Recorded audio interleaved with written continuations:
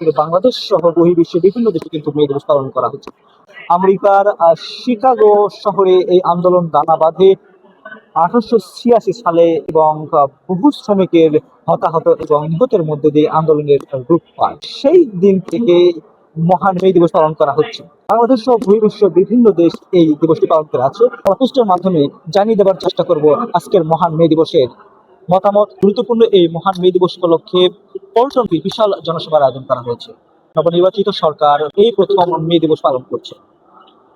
সম্মানিত দর্শক, আমরা কথা বলার চেষ্টা করব শীর্ষক মানুষের সঙ্গে, যারা রাজনীতিবিদ, কৃষক, শ্রমিক, মজুর, দিনমজুর এবং বিভিন্ন মানুষের সঙ্গে। রাজনীতিবিদ হয়, যদিও গভর্নমেন্ট থেকে কোনো খরচ আছে, সেটা একেবারে তৃণমূল পর্যায় পর্যন্ত ঠিক মতো আসে না।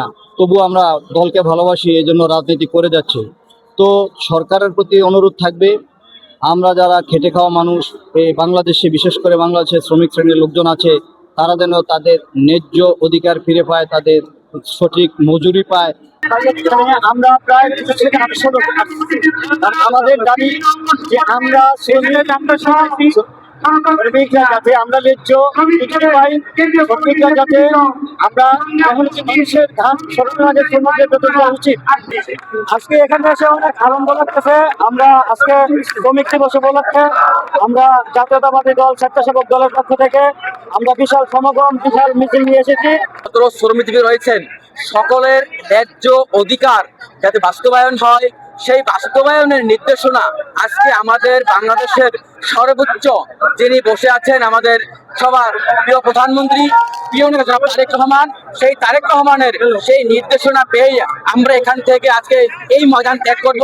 এবং আমরা আশা করি বাংলাদেশে যত শ্রমজীবী শ্রমিক রয়েছে, সকলের শ্রমিক অধিকার বাস্তবায়ন হবে এবং দ্রুত সেটা কার্যকর হবে, সেই প্রত্যাশা রাখি। 15 বছর ছিল স্বৈরাচার লেডি হিটলার মির্জা হাসিনা, 2 বছর ছিল মঈন ফখর।